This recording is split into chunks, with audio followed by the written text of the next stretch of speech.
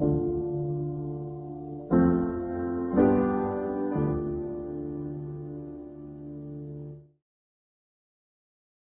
know, you really humbled me when you came to Houston. You were giving the example of somebody might love a book, but that doesn't mean they love the author.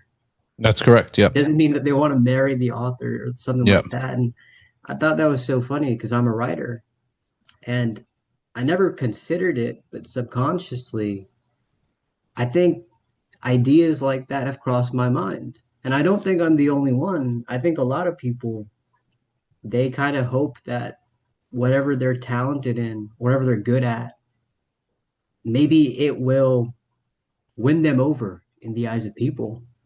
But it was a really good reminder from you, and you were being really casual about it. It wasn't like the focus of your talk, but it hit me hard. I remember that. Yep. That's uh that's why authors who never go out and they only have one persona, which is author, they have a mystique about them because they're only judged on their works. Whereas an example of someone who ruined her legacy was J.K. Rowling because she tweets now, right? And people don't like her political views.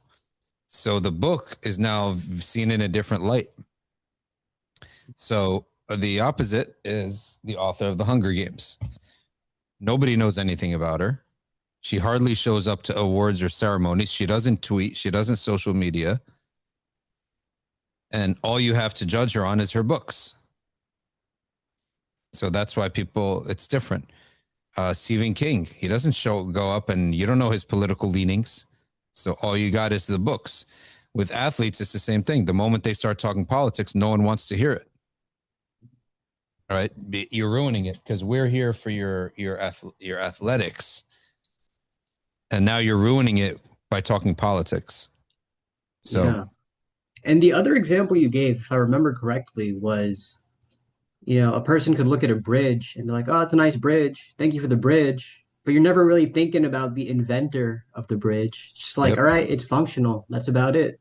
yep, And I yep, think people, as I explained earlier, with myself, we can get lost in the sauce of, well, this is something really amazing. And I bet you, like, people think about it all the time, but really it's just, no, it's just the thing. That's it.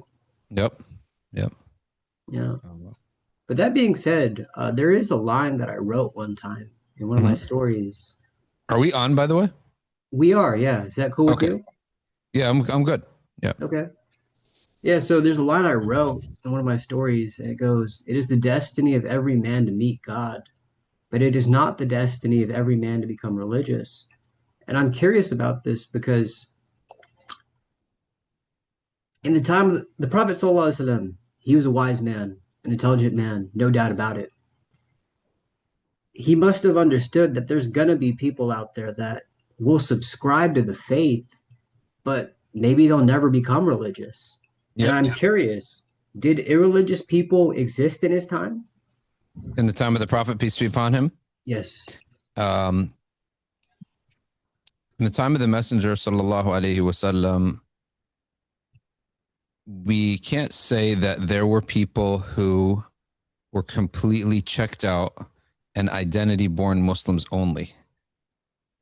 But we can say that there were people who were, um, we can say they fell into sins, but they did consciously love Allah and His Messenger, and we know that because the Prophet said so. A man, he was a drinker, so he entered Islam having been in a completely non-Muslim life.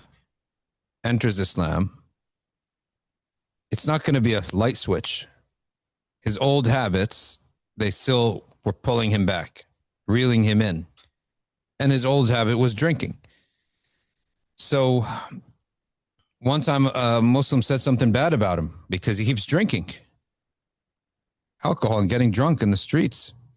The Prophet, peace be upon him, said, don't help Shaitan against him. For all I know about him is that he loves Allah and His Messenger.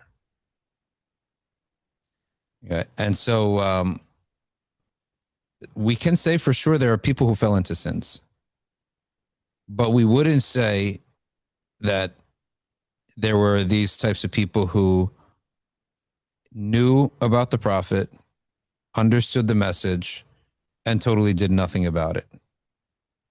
That we don't see much of. And one of the reasons is that Islam was not just a thing to believe and to pray and to fast. It was also the reason why the rest of the peninsula was coming to conquer your city. So there's multiple reasons that people were vested in this and hooked into this because their survival was at stake. And they didn't go from being persecuted to being normalized. They went from being persecuted to defending themselves to conquering. And then you get a different problem, which is vested for the wrong reasons. Now, the next generation did have vested for the wrong reasons and had heedlessness. Umar ibn Khattab was the first person to have to tackle heedlessness. And he did by offering rewards, financial rewards for anyone who memorized Surah Al-Baqarah.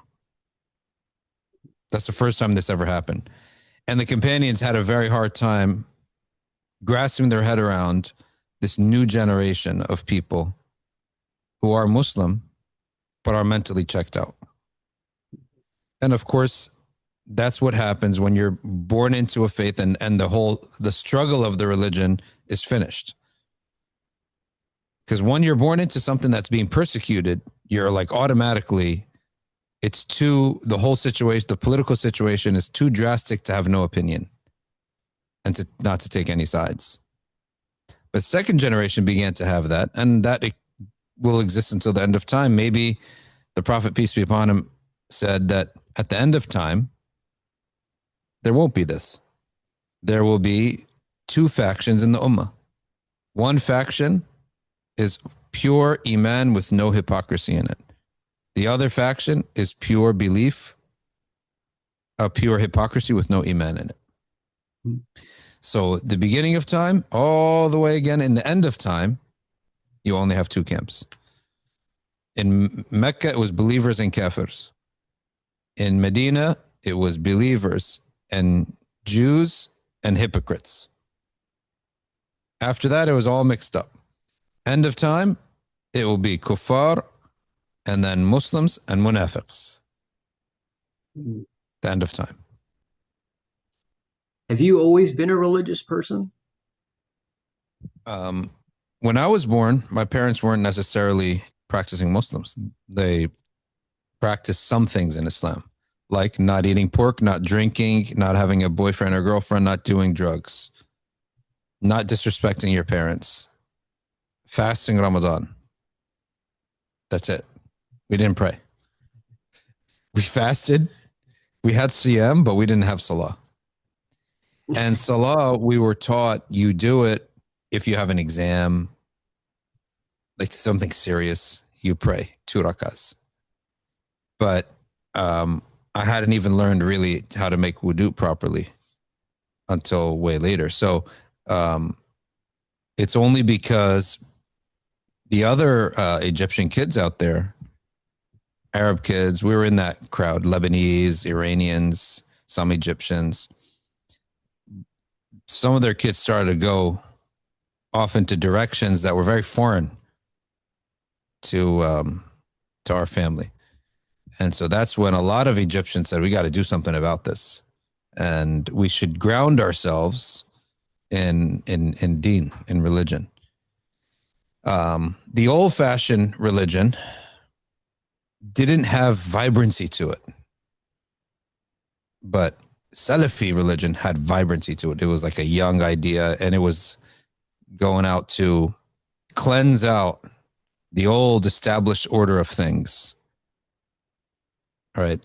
Where it's like an archaic religion that has no life to it. All right. And on top of that, they're with the oppressors. So it was a whole mix. So a lot of people got into that. And that was the wave that they rode on. And that's what carried them out of the world of heedlessness and sins into the world of deen and practice. What made you religious, though? Was it just that transformation in the Egyptian community, or you had just a personal feeling of I want to No, keep true to the I faith. loved it. I liked it from the well in the start. I didn't like it. In the beginning, I didn't like it. So I'm talking sixth grade and seventh grade. I didn't like it. Um, I didn't, and I thought it was a bit odd. And a lot of the environments, they were poor. The people were poor. The masjids were run down. The followers were poor. And that was something that was new to me. I never, it's not like we were raised to hate poor people, but when you're raised up and you're always around doctors and that crowd of people, to actually become, to befriend someone faqir, it's not part of the culture that you're used to. So I was like, this was odd, right? And little apartments in Brooklyn, New York, and people don't speak good English. And the generation that my parents came were all professionals. They were all professionals working in hospitals and chemical companies and stuff like that. But I can't remember when it began to flip. But when you're 6 and 7 years old, you flip sixth and seventh grade, you flip easily. You just have to be around some cool kids and your opinions start to change. And so I began to like it. And my mom was always very happy whenever I choose to go to the masjid. Even she hardly went to the masjid at that age. She hardly used to go. She started going later, but she was happy that I would go. And so the fitra kicks in. The fitra of a person is you love what makes your parents happy, right? So that fitra kicked in, and I loved going. I started to go, and little by little, the stories of the prophets. You learn one, you learn another one, you learn another one. Now you know stuff. Then you memorize a small surah of Quran, another one, another one. You don't really know how to read Quran. Then Sheikh Muhammad Jibreel came and he taught us tajweed. And he's like this world class reciter. And now I'm like, I learned from one of the greats of the Ummah, Muhammad Jibreel. Then my parents went on Hajj. I wanted to go so bad, I went with them on Hajj. You see the whole Ummah. When I saw the whole Ummah there, literally the whole world, everybody from every continent, when I came back, I felt like my classmates in school, you guys don't even have a clue. All you guys see is your small group of people. I literally have just seen the whole world. Africans, Chinese, Europeans, anything that you can imagine was there at Hajj. And that made me feel that this deen is superior. It's actually superior to anything else because you guys will go to, like, say, the Korean church. Italians only go with Italians. You guys are limited. We are with the whole world. And so I would say I developed, I guess you can call it a superiority complex because I believe this is superior. Um, You're so nonchalant the way you say things, and I think that is your cool factor. And I'm not saying that to be cheesy. I yeah. was really thinking about it that you make fate seem cool. Sometimes it just doesn't feel cool to be religious. And I know that sounds shallow, but you alluded to it when you were saying earlier um, that when you would go to sort of the masjid and you'd see the Muslim community, it's like it's not attractive, so to speak. Maybe Yeah. it's poor, maybe it's kind of shoddy. And so I think it's interesting that you kept to the faith because you make it seem cool. How are you able to be that way where you're just nonchalant? So I felt that you got to separate things in your head. And you can separate things in your head when you've seen a lot of things in the world. So in Mecca, the Masjid Haram, Masjid al-Nabawi, this is a gorgeous building, right? So when the first masjid you go to in North America are these janky storefront operations, but that's immediately the connection between that's Islam and this janky operation is broken when I went to Saudi Arabia and you have now the most gorgeous masajid, even outside of Haramain al-Sharifain. So that's broken. So the connection is broken. And that's why I think it's really important for people to try to have an intellect And intellect is to separate between causation and correlation, and to separate within one person. You know, a lot of people who, why they don't follow a religion of their family is the dad was a jerk, right? So it's like, do you have a brain? You don't have a brain because your dad is not the symbol of the whole religion. Your dad also has multiple parts to him. He has a good side, he's got a bad side, he's got an angry side, he's got a fun side. So al-aql, brain, is to separate between these things. And so a lot of people, their judgment of religion, it's extremely shallow because they're confusing the religion with the things correlate that happen to be around it, the accidentals that happen to be around it, right? And it's Hajj that made me see, oh, Islam is very vast, way vaster than anything I've seen. And so from that standpoint, you go and you start seeing that what I'm seeing is a sliver. I'm not seeing the whole thing, but I know it's out there. Likewise, there was a book.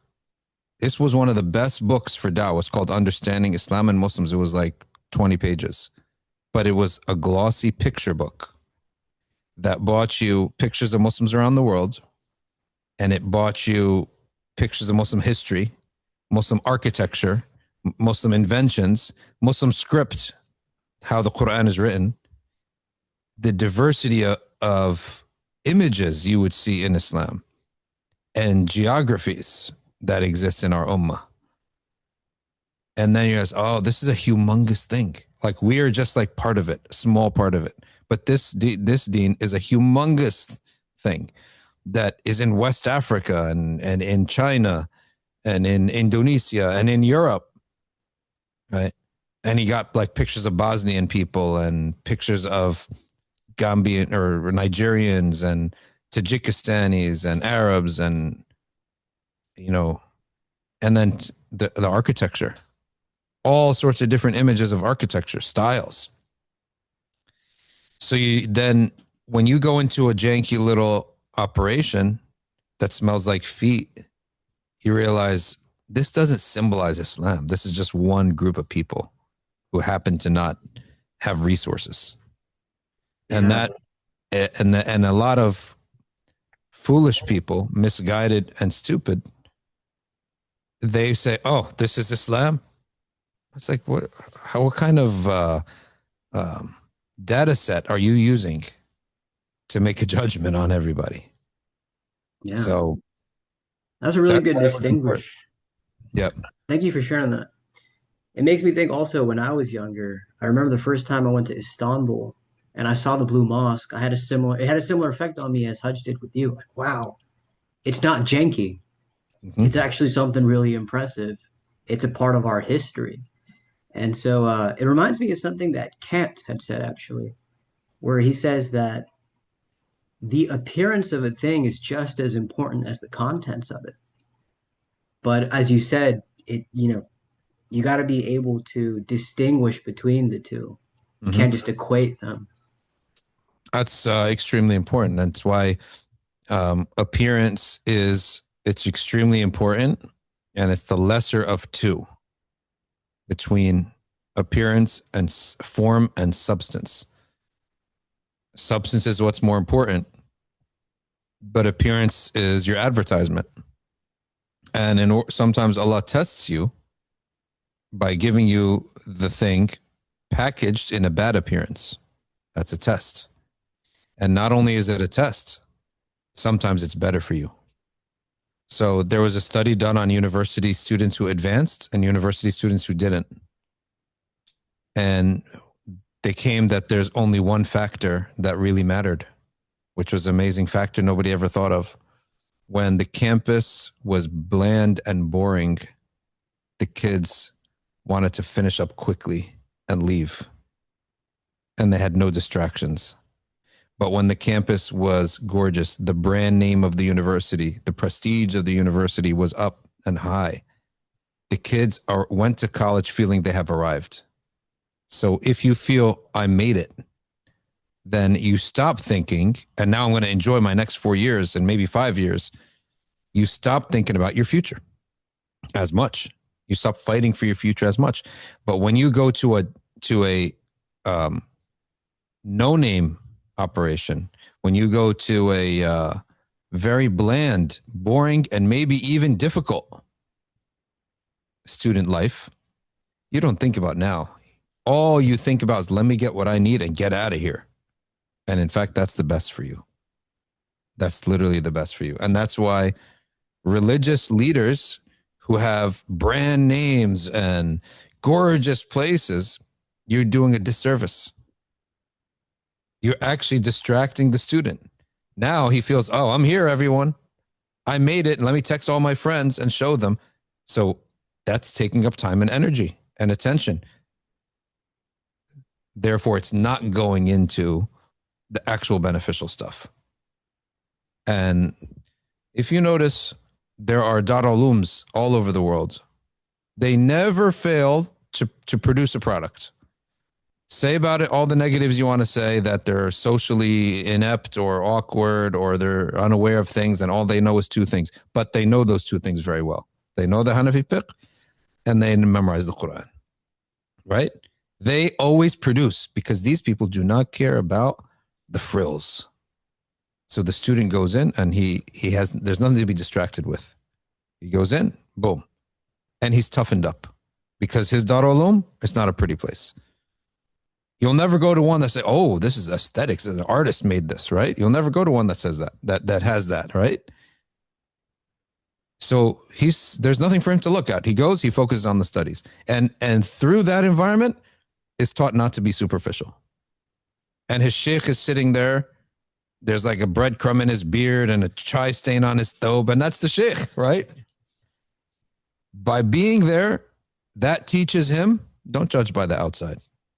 And don't be taken by the outside. I don't know if they did this on purpose or what, but it's working. So what was their goal? Their goal was to teach you the Quran and Hanafi fiqh. They achieve it. Probably like 98% of the time. Now, there's going to be people who write articles and they say that it's missing this and it's missing that. And the kid goes off and he, never learned this about Islam, never loved Islam. You can say all that, but there is something to say about plainness, simplicity. Okay. And I believe that you can combine simplicity and beauty. You can combine them. And that's what I call the rustic look. It's the old, like imagine an old Italian fortress that's like walls are crumbling, but it's got its own beauty to it. But it's rustic. We're not trying to be cute here. You produce the best results because you eliminate distractions. That makes me wonder. Tell me about urgency and patience from a Muslim lens. Urgency. Because the way you were talking about the university, for example, the more plain it is, the more people feel like, hey, I just want to get out of here quickly. Yeah, they succeed better. Yeah, and I believe that. That being said, for a Muslim, what should these two things mean? Urgency and patience, because you got to have both, but how do you balance it? Urgency in religious matters. Patience in worldly matters. Yep. It's a good way to put it. That's from the Prophet sallallahu alaihi wasallam. Prophet, peace be upon him, said, the best of good deeds is the rushed one, meaning rush to it, not rush in it, rush to it. That means if it crosses my mind to pray witr, and I can say, well, I can get up, make wudu, and pray it now, or I can just try to squeak it in before Fajr. That's a risk. Do it now is better. I can give sadaqah now, or I can go out for lunch and then give sadaqah later. Do it now. But also Prophet sallallahu alaihi wasallam said, Al-ajala min ash-shaytan wa ta'anni min ar-Rahman. Rushing is from Iblis and going slow is from the most merciful. But hold on, Messenger, you just told us the best of good deeds is the rushed one. Yes, because the Prophet meant in worldly matters, rushing is from shaitan, meaning rushing to marry somebody, rushing to take a job, rushing to buy a house, rushing to buy a car, because you can have regret. rushing to hire someone because you can hire the wrong person, rushing for a business investment. You may invest in something that fails. So worldly matters where I could lose. Iblis wants you to hurry up. So he can fall into failure and then regret and then have like sometimes people don't react well with their iman when something bad happens. But in truth, they should be told, iman would have stopped you from this. Ilm, knowledge would have stopped you from this. Because the Prophet said, slow down, ask people, pray istikhara. That's from the merciful. So if you want something to succeed, let it drag on a little bit. Let the onion peel itself. Let it drag on. Let it go slow. Okay. Let the worldly thing go slow.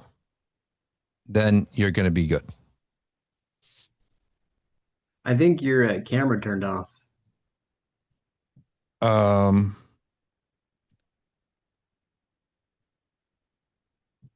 yeah, he's going to fix it right now. Okay, no Sometimes the worries. battery just gets jacked up. No worries. Yeah, but thanks for sharing that. This whole past year, I've been thinking a lot about urgency. And so I like how you explained that there. Urgency in faith, in Mm-hmm. religious matters, and then patience in the worldly ones. When I left the event, when you came to Houston, the one word that kept coming up in my mind as I was driving back was lahu, which, if I'm not mistaken, What word? means lahu. Lahu. Yeah. Yeah, and because you had said something, you said unnafs is a black hole, and I think about that. And there's moments in my life where I just noticed,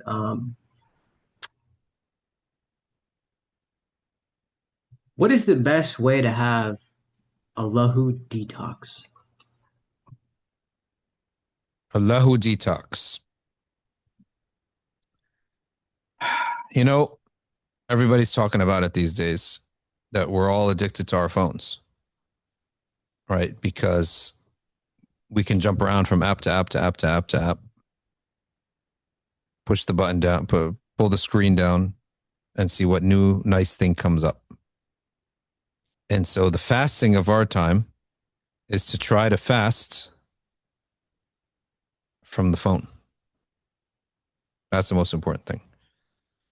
And maybe we should keep our phone in the car at night, or close it and put it in another room or downstairs. That's a good one.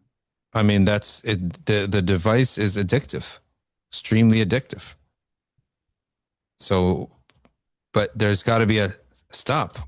Does it have to bleed into the night, like into 9 p.m., 10 p.m., 11 p.m., 12 p.m.? Like, when is enough? You know? And if you can just adjust the camera real quick. You know, so I think that's, we all have this problem, this addiction Mm, we have to fight. yeah. From the outside, you seem like someone who is really sober when it comes to lahu. Would you say that's an accurate observation? Thing is that, yeah, when you're young, a lot of things seem exciting. As time goes on, the dunya, this world, this life, it has a limited menu. As time goes on, the excitement level of things, it goes down because you've seen it over and over and over. So, for example, when I was young, playoffs was the whole thing. It was so exciting. And to see who's going to win is so exciting. You spend all day thinking about it. After a while, you discover a pattern. Teams slowly rise up, they win, they fade away. Okay. Or they rise up, they never win, then they fade away. Or they never rise up. And you could probably put it in 4, 5, 6 barrels. Well, once you start discovering the patterns and things start to get more predictable, it's not as exciting. That's the same for all of dunya, all of worldliness. For example, you can kill your movie watching experience by studying the nature of movies. I think the least people who enjoy movies are filmmakers, right? Because they know that there are like six types of plot lines. That's it. There's no seventh. I heard that once, that there's six plot lines. That's it.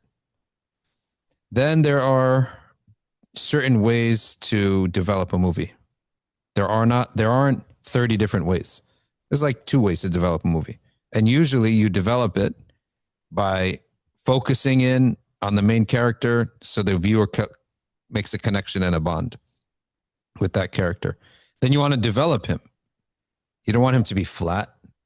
He goes out, he saves the day, he comes back. No, he needs to be developed. He's got to have good side, not so good side, try problems, different relationships. That's called character development.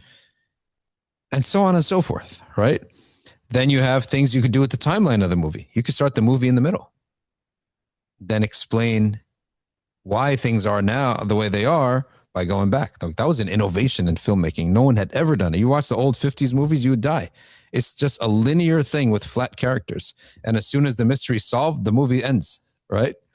Now, you can never make a movie like that today anymore, right? And so if you're a filmmaker and you know everything about how to make a movie, these are the people who probably appreciate the best movies the most, but enjoy movies the least.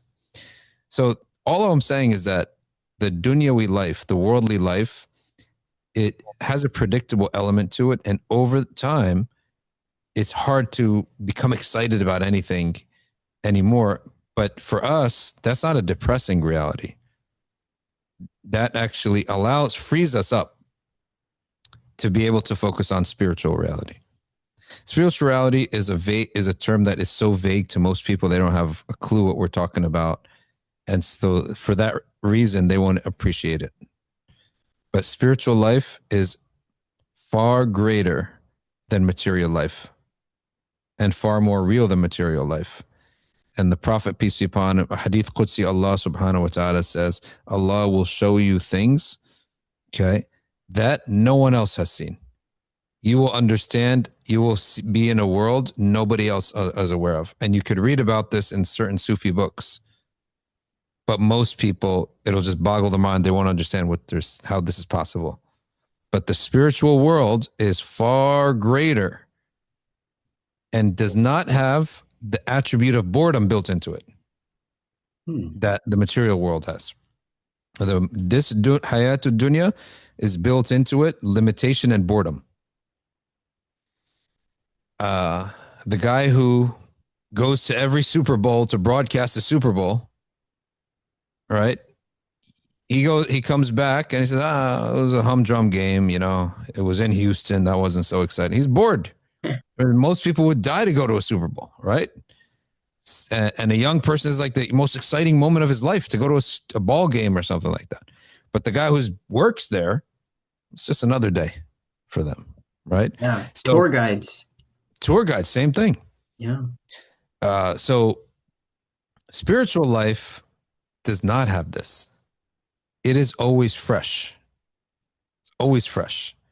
And material life, it pleasures you on the outside. Spiritual life gives you on the inside. But what people really truly need 90% of the time is the inside and only 10% on the outside. So spiritual life, it can only be accessed by following the sacred law, believing properly, and doing a lot of remembrance of Allah. Then you can start to get an idea of what is meant when we say spiritual life. Do you ever get FOMO for material things you might be missing out on? I don't think I get FOMO, but I think that the world has requirements from you. So I love the saying a guy once said, I don't care about money, but the electric company wants my money. The university wants my money. My car needs money. So I have to go get money, right? So you have to make money in life. It's just, there's no two ways about it. Even if money is not something that you want to distract you, you have to go get it. You don't have a choice. Everyone has to make money. You were talking about that menu of life and how at some point you do kind of get tired of it, bored of it. Outside of money, for example, or like necessities, do you ever get FOMO because you've elected to follow a religious lifestyle? Do you ever feel FOMO for that? Or you think the blessing in following a religious lifestyle gets rid of the FOMO by itself? Nobody forced me to do anything. So whenever I had FOMO, I just did it. I went back to it. I'm not forced, right? And over the time, you just stop. And sometimes you do, and you go back, right? And so even one of the companions of the Prophet, peace be upon him, he said, I engage in some of these things at the end of every day. It makes me refreshed for the next day. So that's why if you force any behavior, it's terrible because you create in a person a mystique and a desire that grows, a well of desire that becomes so deep and hungry, okay, that the person will go the opposite way. Um, that what I said that when I was talking about the Darul Ulooms, that some people write critiques. This is one of the critiques they say. So if you're jamming a person into religious life at a young age, their mind will just, their FOMO develops into an unsatiable desire, potentially unsatiable desire for the worldly life. And that person could go the opposite way. Imam al-Haddad forbade, as a matter of advice, a counsel, his students from bringing their kids all the time. Once or twice, fine. But one man used to bring his kid to the circles of knowledge all the time. So Imam al-Haddad said, don't do this because he's going to grow up feeling that he missed out on having fun with the kids. Then he's going to go seek it at a later age. So let him go play now and get it out of his system. If you play a lot, you'll get it out of your system. And if you're smart, if Allah guides you, by 17, you're done with it.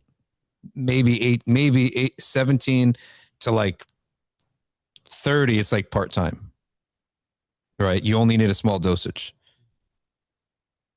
I imagine you But don't play video games anymore. video games. I never liked. I played video games only when you couldn't play outside, like at nighttime.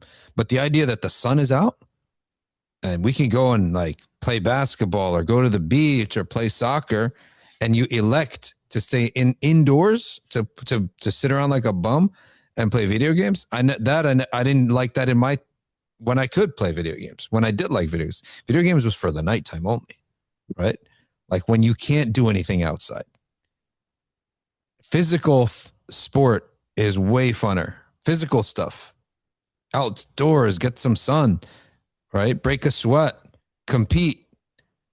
That's far funner, right? And then video games, it's like the tayammum of that. It's like when you can't do that, then, and even video games, it was always a competition. That's my personal taste.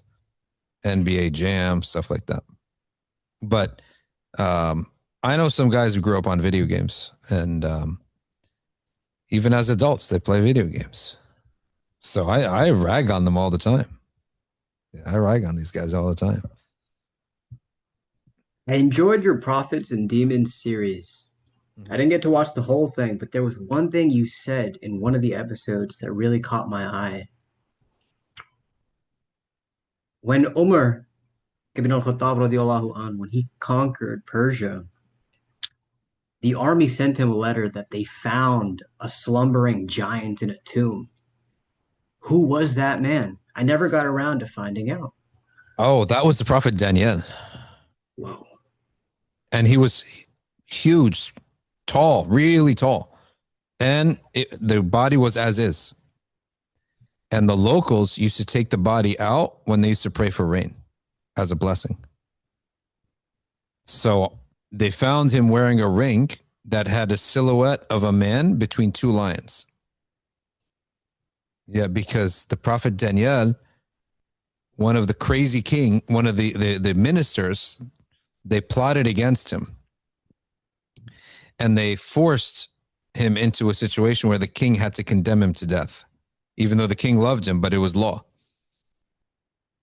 And he condemned him to being eaten by the lions at night. Hmm. So he went into the den. In the morning, the king ran to see what happened, and he found the prophet Daniel praying and two lions guarding him. Hmm. So that became his symbol, the man sitting between two lions. And they saw that on the insignia of the ring. And they asked about him. They said this was a man from the believers. He wasn't from our people, but he ended up here. And the king loved him, but the ministers plotted against him. And they're like, this prophet Danya? Hmm. And so Omar ibn Khattab said, Omar ordered that because these people are new to Tawheed or not Muslim at all, and then the Muslims were new to Tawheed, he ordered that they dig a grave in the middle of the night, bury him, and make it hidden because he feared that these non-Muslims, their Tawheed would be, because they're still trying to invite them to Islam, but it had paganistic attitudes the way they would do it. And so um, he That's an hid the grave. interesting story to me. Yeah. Yeah. And if I'm not mistaken, you also mentioned that Dawood alayhi salam, he was a king of Persia. Is that true? Dawood, his army conquered everybody. Uh-huh. Egypt, Persia, East Africa. His army conquered everyone. So they were paying tax. They ruled themselves, but they paid tax to him. They I don't collect know. tax. I don't know how familiar you are with the Ferdowsi's Shahnameh, the Book of Kings, but do you know if any of the prophets or these kings are mentioned in that book? I remember studying that book, but not as a literature, but as um, just history that such a book existed. So I can't tell you. Interesting. Yeah. Yeah, but I remember that, and I was like, that's just, it's very fascinating stuff. The Hebrew You- kingdom was so short; it was 80 years. So historians basically say that it's a blip in history. For us, it's a big deal. This is the first kingdom run by prophets and with Tawheed. First ever since the flood. And the concept of kingdoms didn't even exist before the flood. It's just different people and tribes. So this is the first time ever that it happened. And that was successful, extremely successful. But if you look at secular historians, they say it was such a short period of time that it didn't change the world. That's from their viewpoint. Now, when it comes to Islam, they say, yeah, Islam actually, the futuhat of Islam did change the world. But for the Davidic kingdom, we call, as it's called in biblical history, Davidic kingdom, 40 years David, 40 years Solomon. For us, that's a big deal for the meaning of Tawheed, not for changing world history. So that's why, like the histories of the Persians, and they may not necessarily even mention it. Hmm. And I imagine it would be the same with why Musa alayhi salam is not mentioned in Egyptian sources, if I'm not mistaken. Yeah, well, I mean, they all were flooded away, so there was no one to write history anymore. I guess there were people who the merchants, the farmers in Egypt, they lived. It was only the army that was flooded away. But did they have the power to write a history? Did they have the impact, the social impact? Just because they existed doesn't mean they had the social impact, the power to author a history, right? I exist right now. I can't rewrite history. We all exist and we all have beliefs about World War II, World War I, but we can't rewrite history. It takes an empire to write history, right? So as an empire, Egypt was broken. That's a good point. Yeah. So there were a lot of people that obviously still lived in Egypt, but they didn't have the ability to sponsor a new narrative. So maybe Mhm. that's why we don't find it in their books. That's actually a really good point. Yeah. And when it comes to, I always found it you mentioned one time that the angel Gabriel, he came to the Pharaoh in the guise of a man, and whatever request he made, that ended up being the Pharaoh's punishment. And I thought that was a really neat detail. Mhm. Yeah, that was, remember in that story, the prophets and demons. It consists of stories. The ingredients of the story are from the Quran, from the Hadith, and from biblical and from narrations. Um, the sources of which are unknown, and then from biblical history. Well, one of those stories, I believe you can find it in the book by Kasai, who gives, he expands. So like Ibn Kathir will limit it to Quranic and Hadith sources. But Kisai, which came way before him in Iraq, he really goes deep into the stories that don't have chains or are from the Bible themselves. So he's the one, if I'm not mistaken, it's in his book that he says he came in the guise of a farmer disputing with another farmer to let Firaun let his guard down and then speak what he truly believes. Like, what do you believe about a guy? You gave him a land grant, and now he turned around saying, it's mine. I worked for it. I own it. A land grant is not yours. It's for temporary number of years. You can benefit from this land. And sometimes it's like a long time, like 50 years, to the point that I could build my house, raise my whole family here, build a farm, etc. But it's not yours. It's a grant. It goes back to the ownership of the king at some point. So that's what life is like in this dunya. And a king, you don't own the land. Allah has put you responsible, and he's testing you. So he said, you gave him a land grant. Now he's going around telling everyone it's his, and it's not you. And we say, thank the Pharaoh for giving you this land. He said, no, I earned it myself. I'm not thanking any Pharaoh. He says, what would you say? What should I go and tell this, the community there? He's tell them, Pharaoh's going to drown him in the sea. That's your punishment. So then he said, would you write it down? He said, I'll write it down. He had someone write it down, scribe, roll it up, give it to the guy. When Firaun was drowning, okay, Jibreel came to him and opened him the letter. This is your verdict. Allah gave you Egypt as a test, and you said, I'm God now, and this is my land, and I earned it from my own smarts, and I'm not thanking any God. So in your verdict right here, you're being drowned in the sea for yourself. A poetic destiny. Yep. When I was a kid, I always thought it was interesting. My mom would tell me, you can't eat human flesh. I mean, obviously, right? Sense, you can't eat human flesh. But that was very interesting to me that that was a big thing in Islam. It's haram. That being said, do we know about any of the prophets' lives where they dealt with cannibalistic people? There were prophets sent to all nations, right?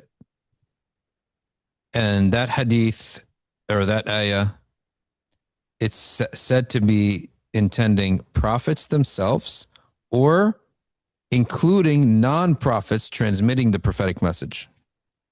So, for example, in Surah Yasin, it's about a city that receives messengers. But those messengers were not prophets. They were the disciples of prophets. Okay? So when Allah says in the Quran that every nation will get a prophet, will get a messenger, yeah, it means either a prophet himself or the disciples of that prophet, or the disciples of the disciples of that prophet will give the message. So if not prophets dealt with cannibals, then believers for sure have dealt with cannibals. Do we know if Bani Israel ever had to deal with cannibalism? They're cannibals right now, aren't they? That's According why to I'm the Epstein asking. files, right? Yeah, I was always curious if, Isa alayhi salam, if he ever came, for that matter, if that was ever a thing that any of them ever had to deal with.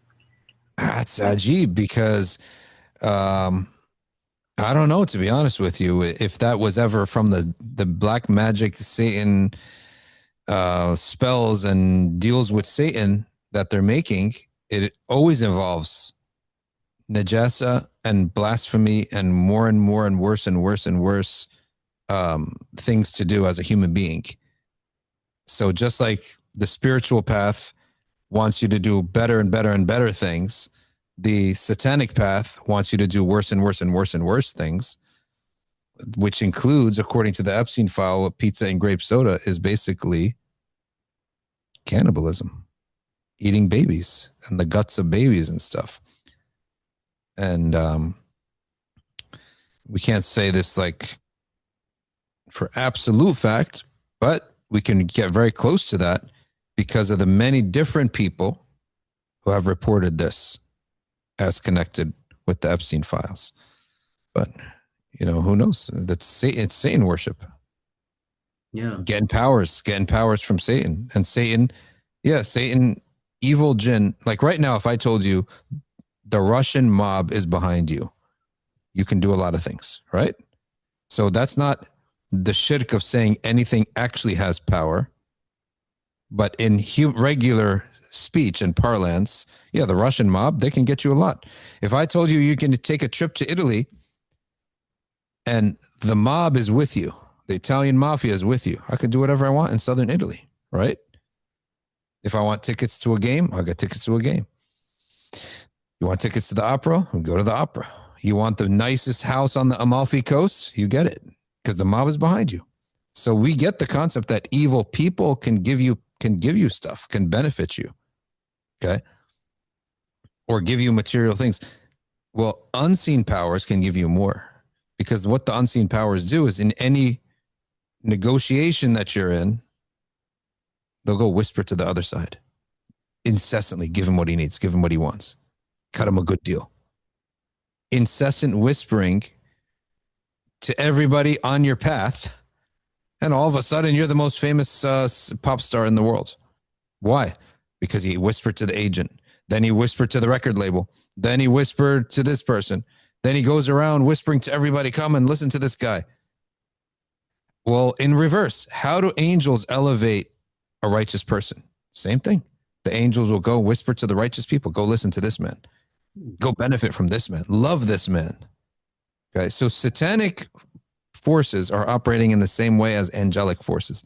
Iblis is copying Allah all the time. There's no one else to copy.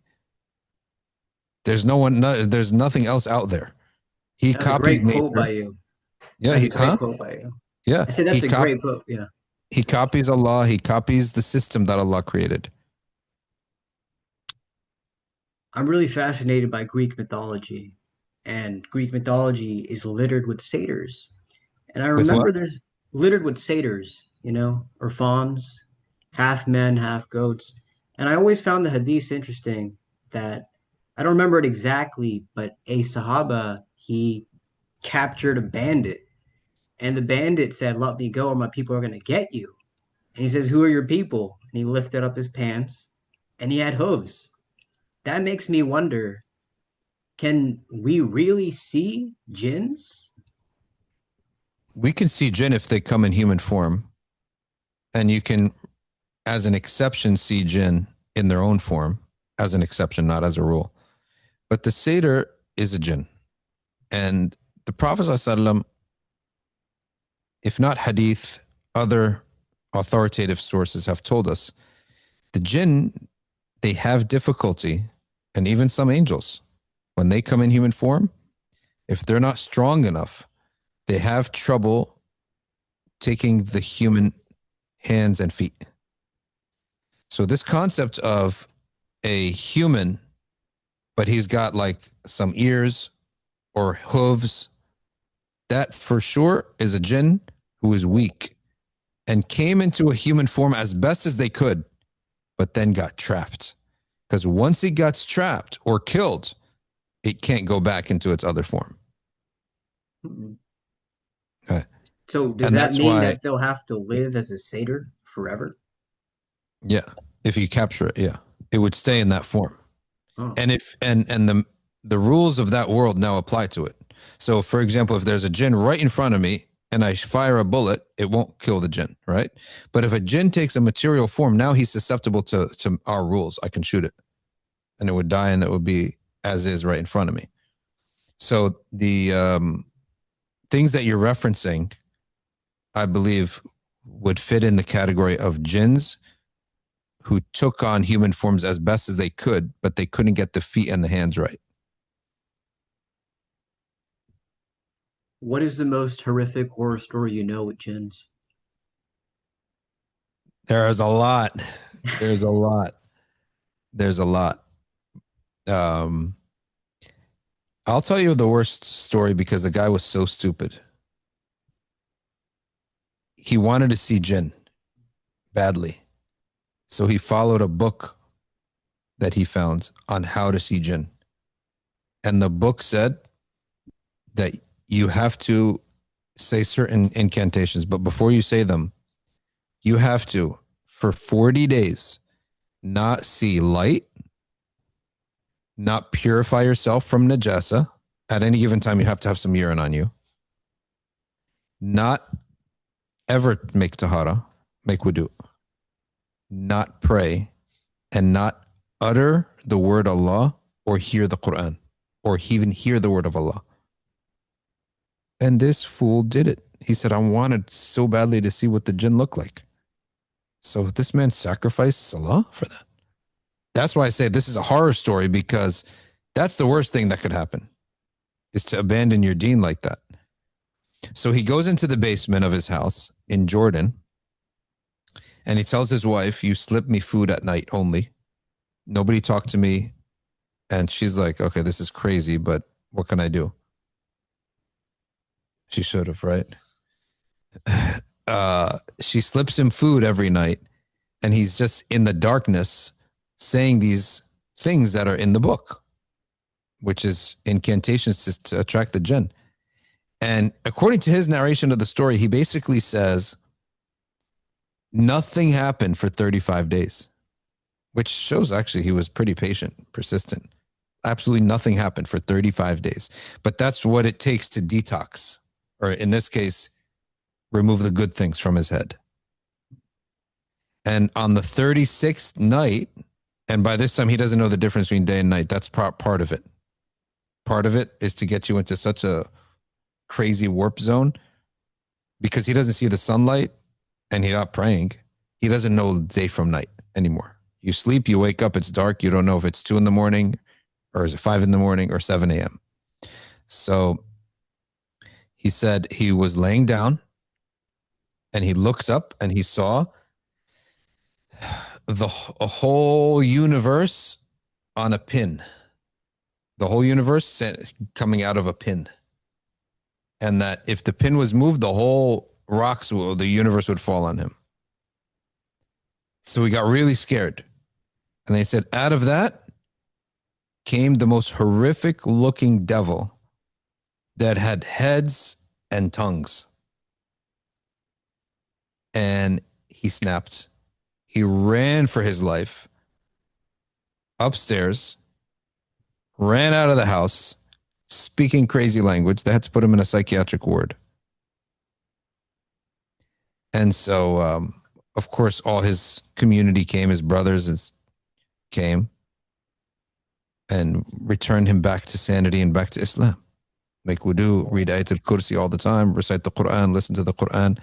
And it took him a while, but he detoxed back into real life and actual normal behavior of a Muslim. So I say that that's the most horrific story because of what the guy paid, the price he paid, and the foolishness and stupidity of playing with the world of jinn. That's the worst. How stupid is this guy? Isn't every person get involved in jinn? You have to say, is this guy stupid or something? Like we just listened to that one podcast about a guy who got himself messed up with jinn. The whole thing, it's like, I don't know if I feel sorry for you. You can make stupid decision after stupid decision after stupid decision. And it's hard to get yourself in the world of jinn. You have to sort of, either someone does a spell on you, but to you get yourself in the world of jinn, Allah will put in front of you so many barriers for your protection.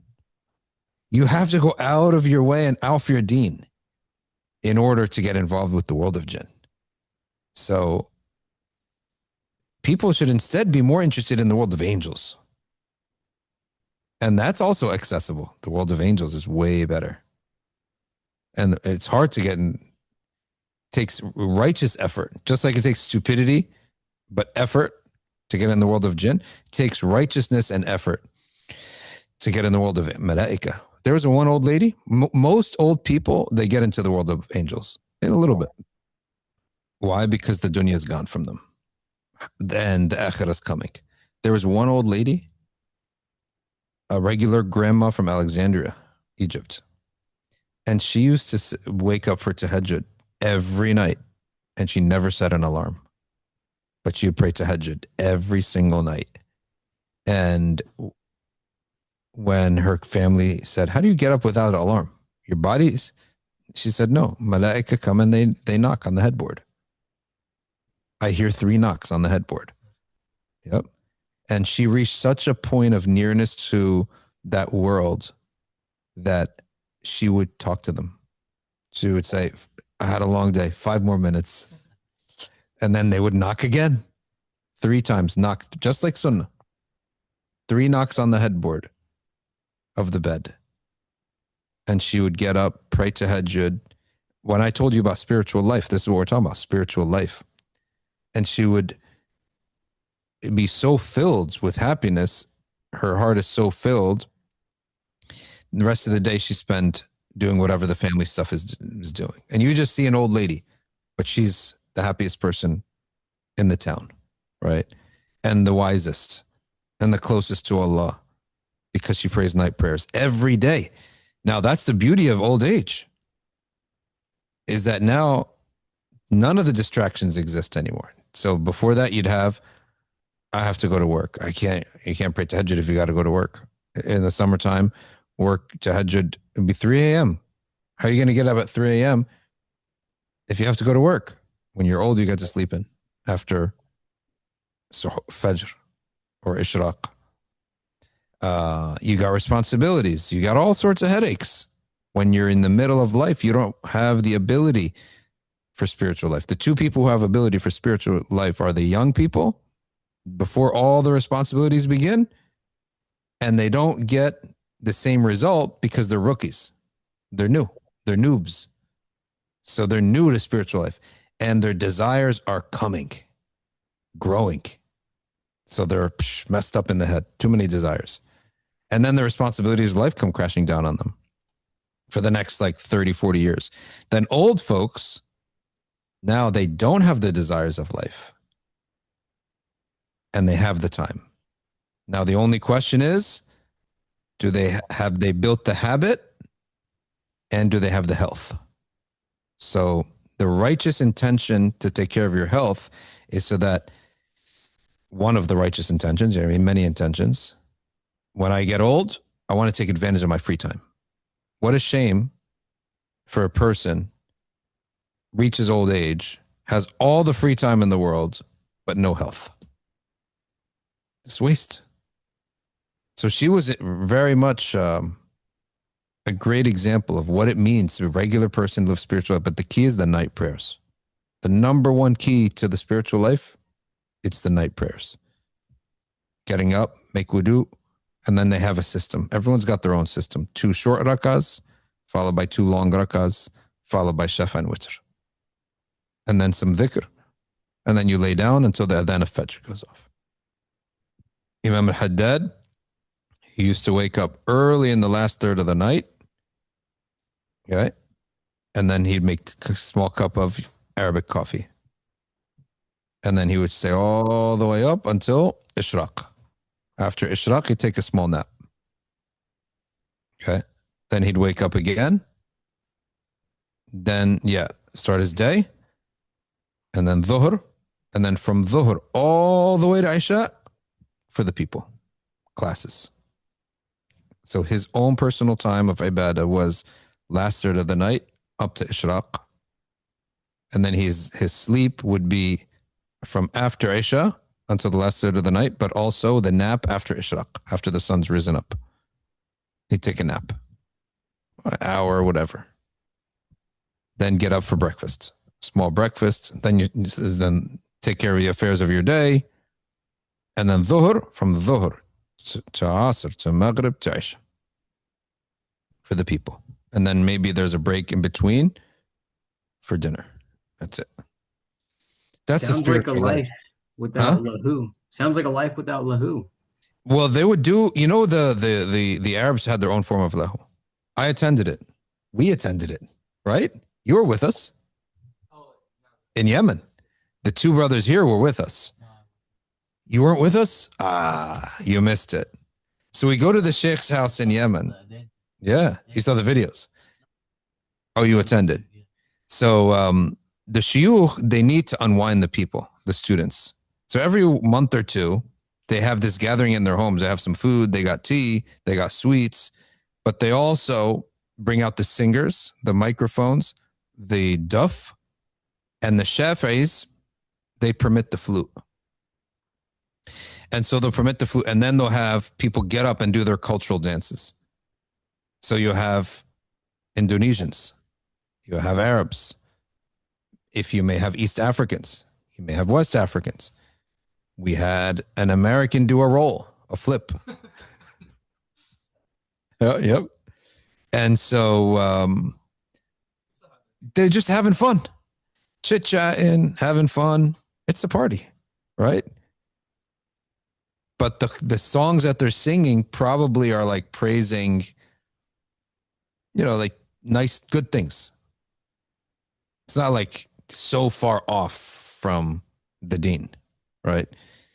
But they're doing their cultural. Now, there is a way for men to dance. The prohibition of male dancing is that dancing that mimics women.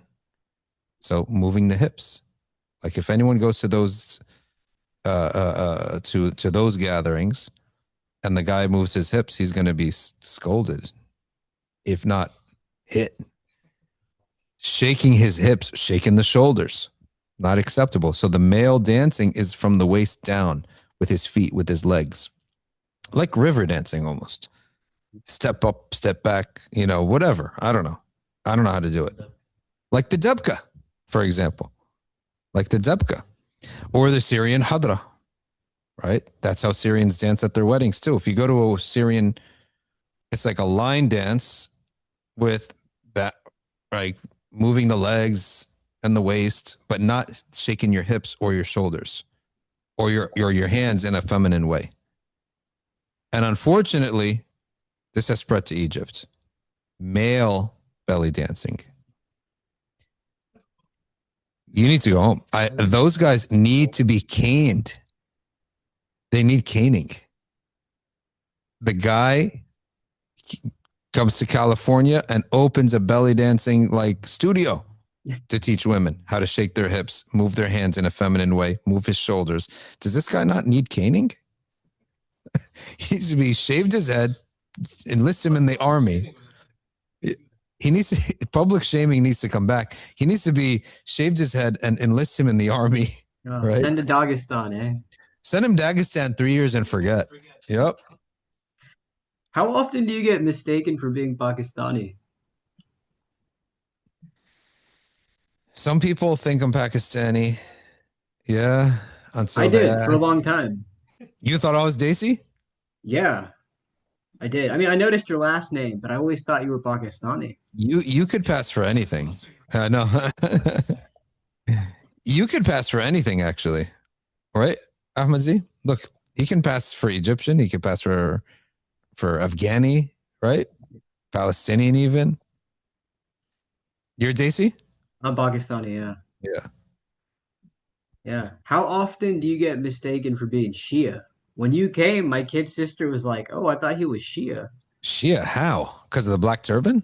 I think maybe. Does that ever happen to you? Do you get mistaken for being Shia?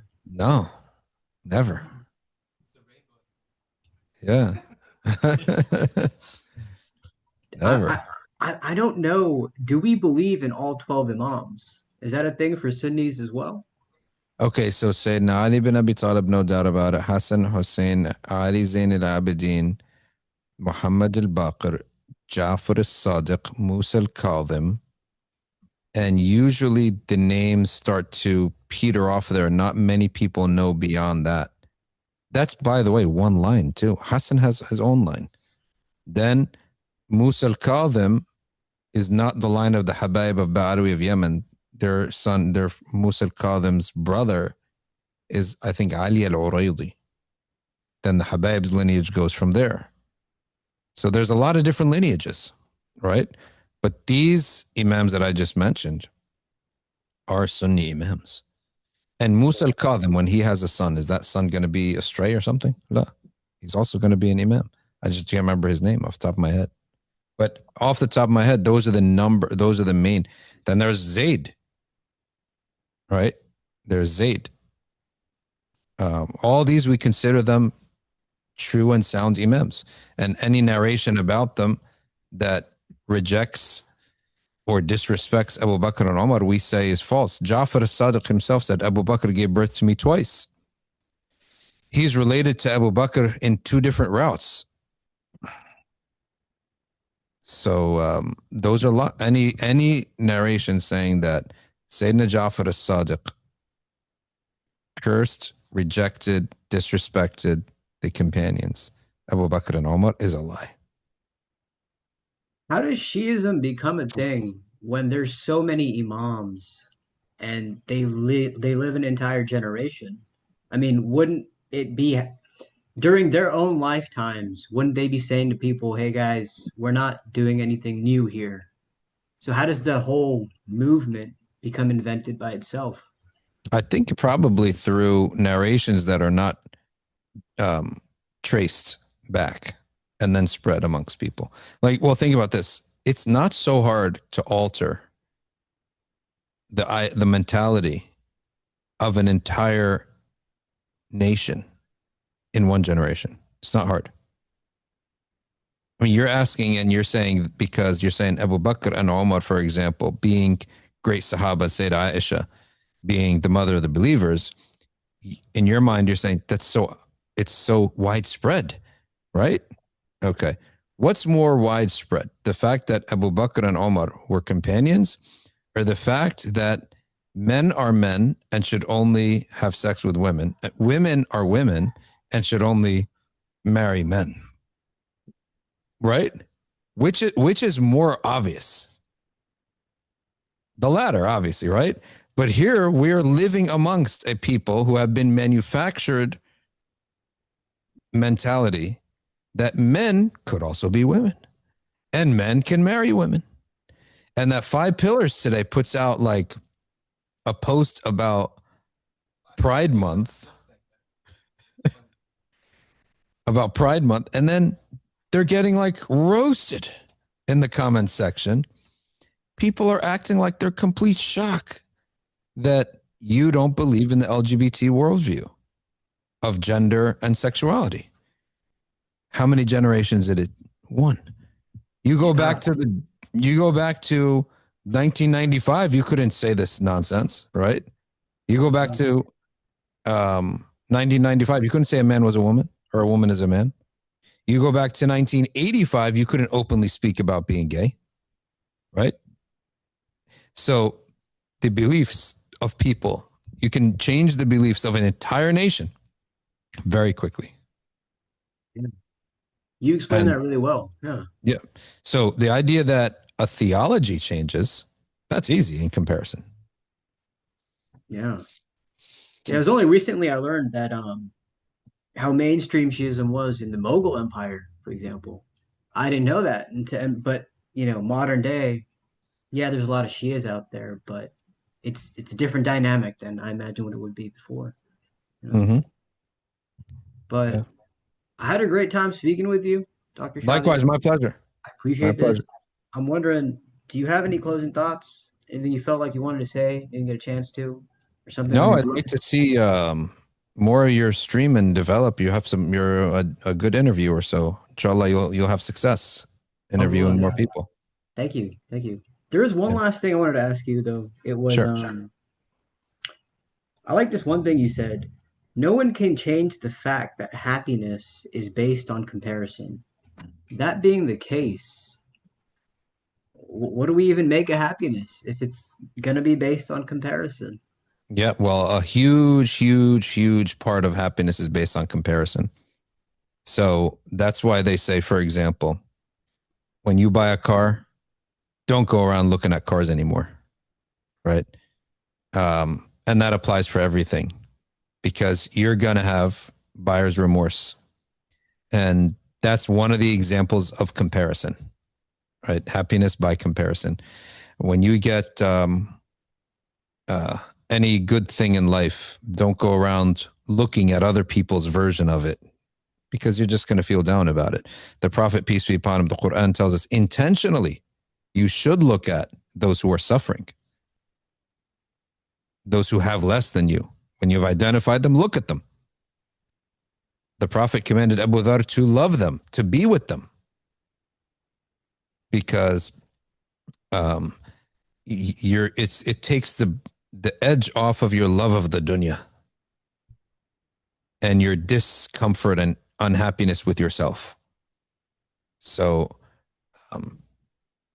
you simply have to not look at what is out of reach for you. You're torturing yourself. It's just a form of self-torture.